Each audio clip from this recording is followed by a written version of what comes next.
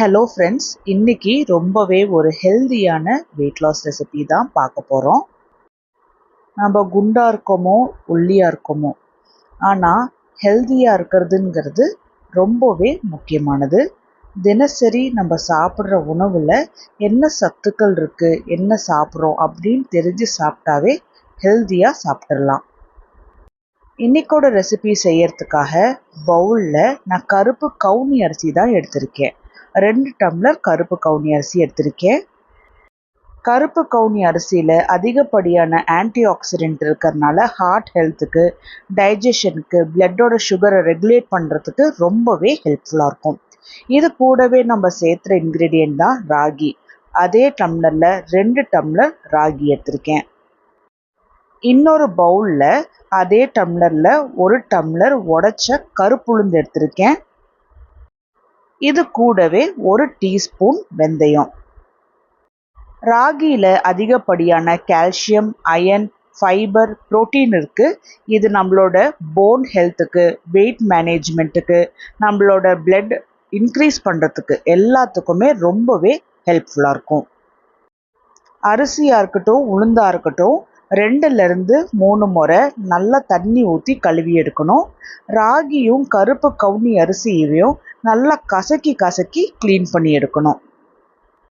அதில் இருக்கிற டஸ்ட் எல்லாமே நல்லா கம்ப்ளீட்டாக ரிமூவ் பண்ணிடணும்.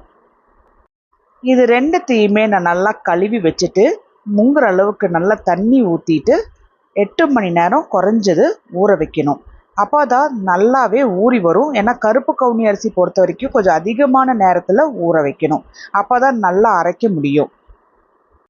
8 மணி நேரத்துக்கு அப்புறம் அரிசியும், ராகி, உளுந்து இது 3மே நல்லா ஊறி வந்திருக்கு. மிக்ஸி ஜாரில் அரிசியும் ராகியும் தண்ணியிலிருந்து வடித்து எடுத்துட்டு இதை ஊற வச்சிருந்த தண்ணியே சேர்த்தி நல்லா அரைச்சி எடுத்துகிட்டு வந்துக்கிறேன். நான் மிக்சியில் அரைக்கிறேன், நீங்கள் கிரைண்டரில் வேணும்னாலும் கிரைண்டரில் அரைச்சி எடுத்துக்கலாம். இது கூட நான் உளுந்தையும் அரைச்சி எடுத்திருக்கேன். இதில் இப்போ தேவையான அளவுக்கு உப்பு சேர்த்தி கையை வச்சு நல்லா கலந்துடணும். நம்ம கையை வச்சு நல்லா கலந்துடும்போது நல்லா ஃபர்மெண்ட் ஆகிட்டு வரத்துக்கு இது ரொம்பவே ஹெல்ப்ஃபுல்லாக இருக்கும். உளுந்து அரிசியெல்லாம் தனித்தனியாக அரைச்சி வச்சுருக்கறனால நல்லா இது போல் கலந்து விட்டாச்சு. 8 மணி நேரம் ஃபர்மெண்ட் பண்ண விட்டுடலாம். இன்னைக்கு ஒரு டேஸ்டியான ஹெல்த்தியான சட்னி ரெடி பண்ணிடலாம். கடாயில் 1 டீஸ்பூன் எண்ணெய் ஊற்றி எண்ணெய் சூடான உடனே 1/4 டீஸ்பூன் ஜீரகம், 1/4 டீஸ்பூன் உளுந்து, 1/4 டீஸ்பூன் கடலைப்பருப்பு. மிதமான சூட்லேயே இது நல்லா பொரிஞ்ச உடனே 8லேருந்து 10 பல்லு பூண்டு, காரம் தேவையான அளவுக்கு வரமிளகா, நான் 3 வரமிளகா சேர்த்திருக்கேன். மிதமான சூட்லேயே பூண்டும் வரமிளகாவும் நல்லா வதக்கி எடுத்துட்டு 3 நார்மல் சைஸ் வெங்காயத்தை கொஞ்சம் பெருசாக கட் பண்ணி போட்டுடலாம். மீடியம் டு ஹை ஃப்ளேமில் வச்சு வெங்காயத்தையும் நல்லா வதக்கி எடுத்துக்கணும்.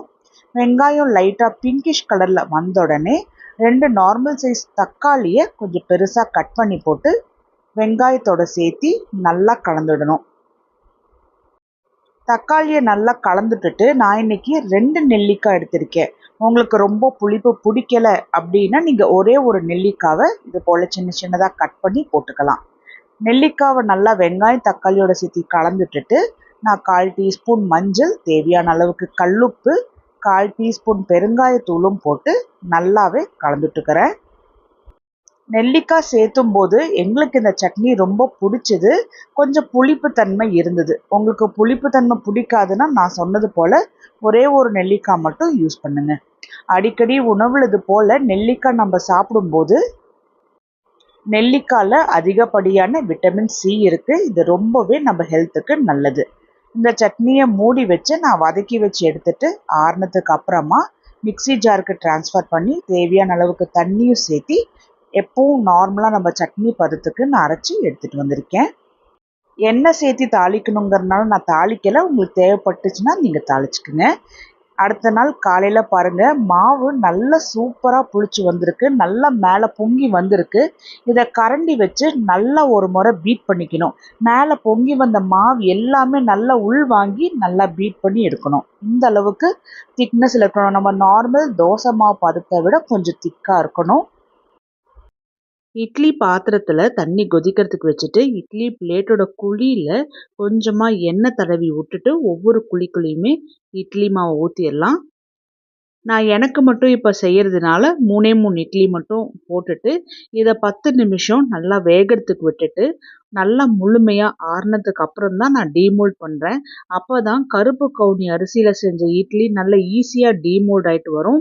அது மட்டும் இல்லாமல் பச்சையாக இருந்துச்சு அப்படின்னா வயிற்றுக்கு உபாதையமாட்டம் ஆயிடும்.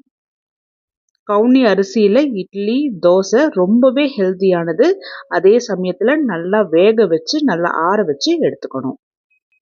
இந்த இட்லியை நான் இன்னைக்கு கார சட்னியோட தான் சாப்பிட போகிறேன். நார்மலாக அரிசி மாவில் செய்கிற இட்லியை விட இந்த இட்லி நல்ல டேஸ்டியாக இருக்கும். ட்ரை பண்ணி பாருங்கள். இது சுகர் இருக்கிறவங்களுக்கு வரப்பிரசாதம் மாதிரி அவ்வளோ ஹெல்த்தியாக இருக்கும்.